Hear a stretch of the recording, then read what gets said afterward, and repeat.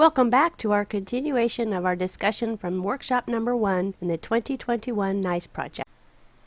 The gentlemanly stuff matters, and the kind of the colonialism and that attitude of colonialism matters. So there's problematic content in this book. I have no idea. I couldn't find any proof that Edgar Rice Burroughs ever actually encountered a black tribe in Africa. So they are a fiction based on what? I don't know. But, who knows what he had, where he, drew his sources from. I suppose I could try to find that out, but I couldn't find anything, going into this workshop about that.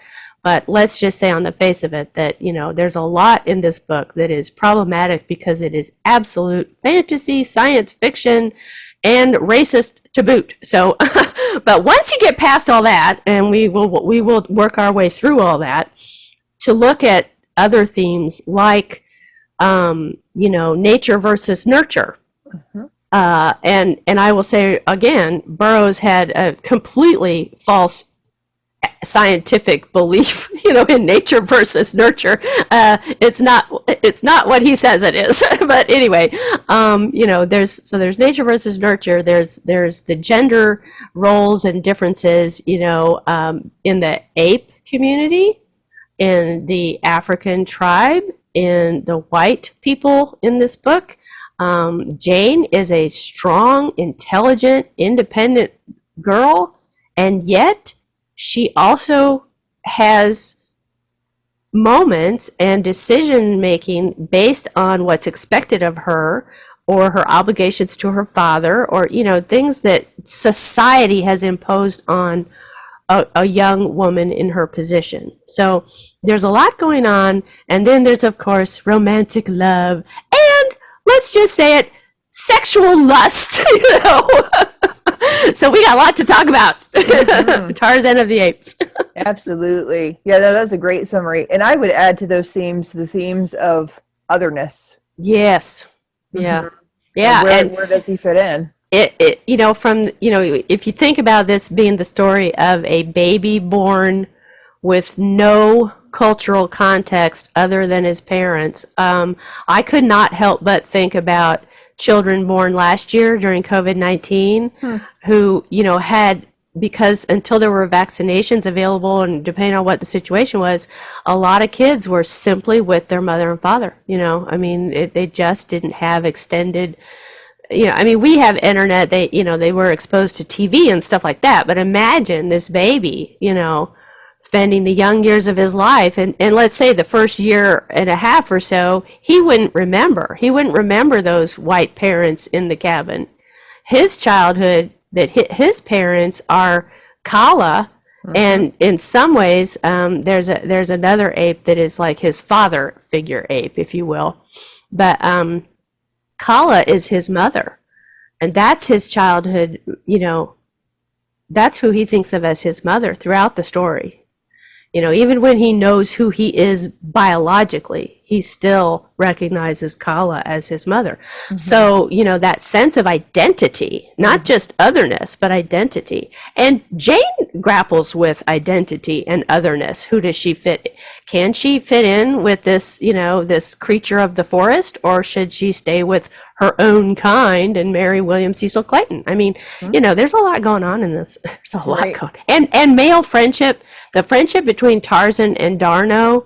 Now we will probably have to touch on, the fact that there are a lot of critics, and I don't mean critics as in critical, I mean critics, critique critics who see their relationship as at least borderline homoerotic. Okay. Really? I don't see it that way when I read the book.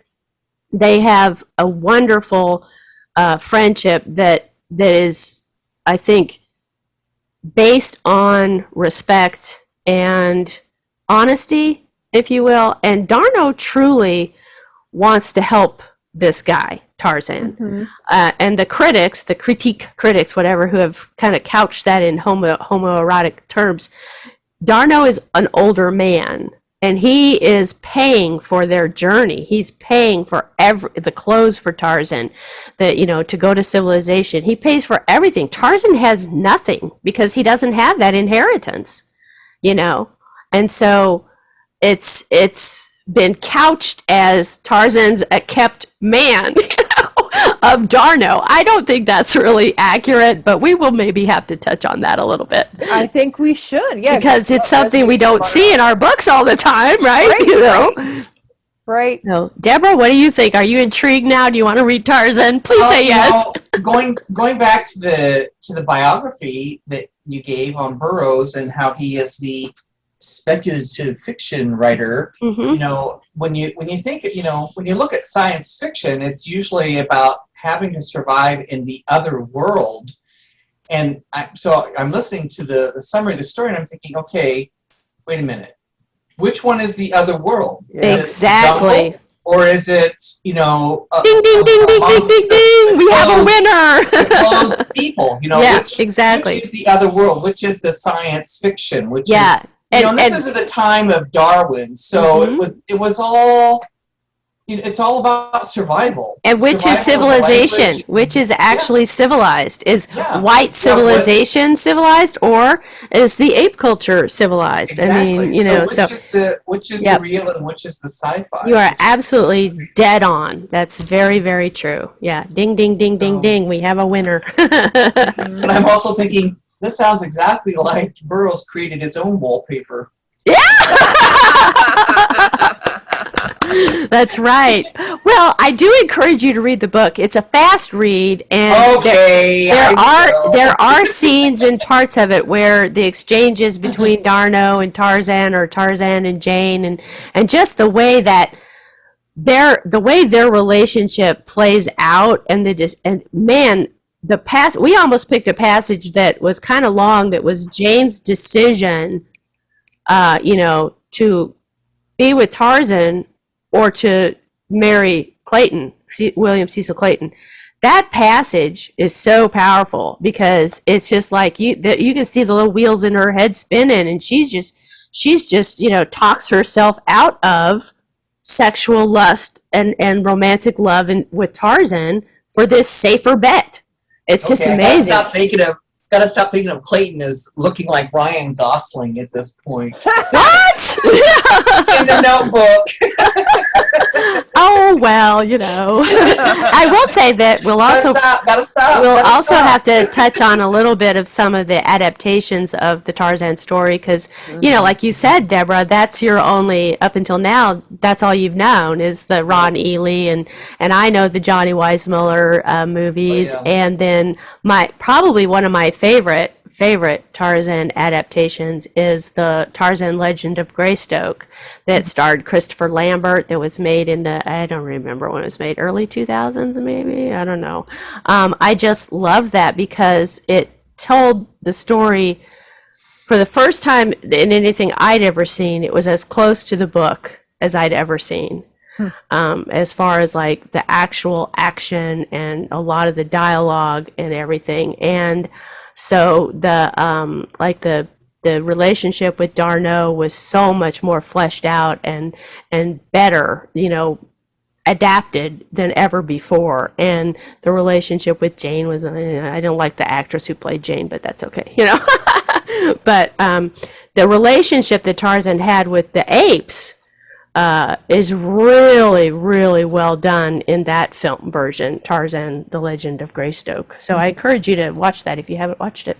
And I think it's also very important. I can't wait to talk about the Disney adaptation. Oh, yeah, the Disney one was fun. Yeah. And yes, they completely changed the entire theme. Oh, but yeah. I think that's worth talking about. How do we even make this relevant to a modern audience without these objectionable components? Well, and plus that was, geared towards children.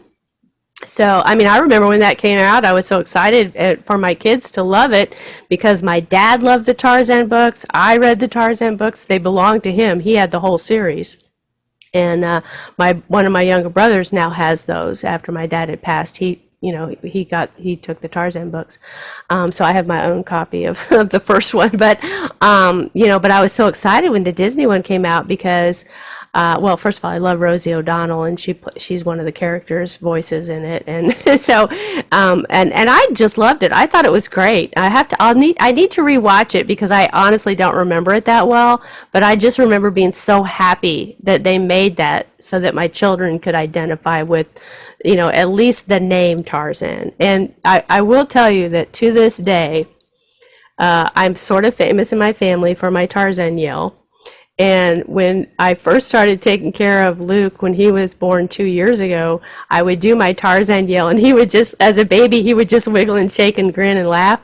And we still do our Tarzan Yell, he and I. So Tarzan's been a big part of my life in a lot of crazy ways. And not to say that I'm a proponent of any of the crapola, problematic content that book contains, but there are elements of that story, the story, that I really love, and it's hard to make that distinction sometimes without offending people. But I have done that with a lot of books in my life where I know that this book, whatever it is not palatable in a lot of ways, but there are elements in it that I love, and that's hard for me, but it's just true. I have to be honest. I love elements of this book, just not the bad elements. Sure. So, well, I am more excited than ever to do our deep dive in our next several workshops. So, let me share. I got a little sharing thing that I can pop up here so that everybody can see. Thank you. Is that visible? Is it clear? It is. Yep. Okay. So our upcoming workshops, today is obviously the first one. The second one, 19th of August, same time, same bat channel, all that, 7 to 8 p.m. We'll be talking about Sula. And the third workshop on the 26th of August will be the Yellow Wallpaper. I can't talk. The fourth one on the 2nd of September, A Wrinkle in Time. And the final one will be on the 9th of September, Tarzan of the Apes. And there's always more information on our website, CEArts.org. And you can go to there's a tab at the top for events and what we do, and events and opportunities. And there's a tab under that, a sub page for NICE. And then you can go to the 2021 NICE page and get even more information. So we'll have everything available, and we'll be reading, discussing, and creating. I'm so excited. Woohoo! I'm excited too. And thank you to Deborah for joining us. Yes. Hey, I'm so glad I'm here. Yes, and I cannot wait to hear more of what you feel and get from all four of these books. And of course, I can't wait for your artistic inspiration pieces because Lord knows they're going to be great. I'm just all over the place right now. I just so much to think about and do, which is one of the reasons we decided this year to do each workshop on a separate book and passage, because it's a lot to, this workshop talking about all four books is a little overwhelming. I'll edit this down to, we have section for each book and everything, an episode for each book for the podcast, but in an actual workshop, we got a lot to think about. So the rest of our workshops will be more dedicated, more focused to each book and the standalone passage from it, which will be our jumping off point in the workshop. So yay!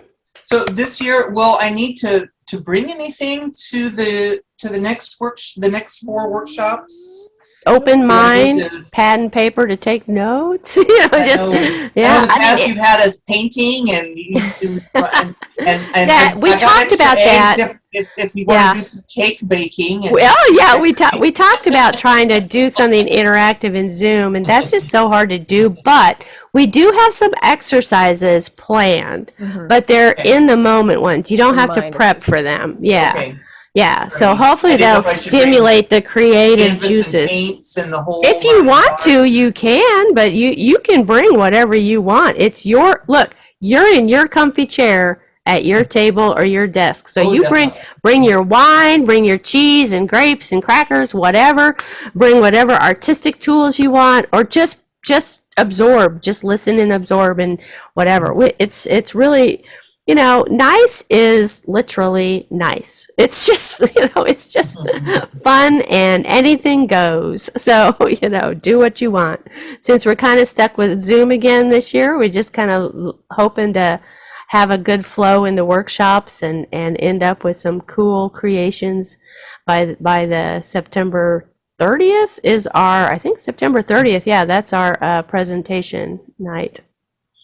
Also, a Thursday, also 7 to 8.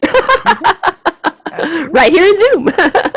And the deadline, just so you know, for submissions, because people can create without attending a workshop. They don't have to, they don't have to attend a workshop. They can read the books, read the passages, whatever, in their own time. And then the deadline to submit is September 23rd. September 23rd. Yeah, we'll be rocking and rolling through September. Okay. How nice. Ladies, it was wonderful. What a great way to spend an evening. Yes. Thank you so much. Thank you for being here. I can't wait to see what comes next. This has been At the Round Table with Alice And Sarah E. of Community Education Arts. Our nonprofit organization is based in Noblesville, Indiana. You can find us online at CEArts.org. We'd like to thank James Weston for writing our intro music and for his technical savvy. Join us next time At the Round Table.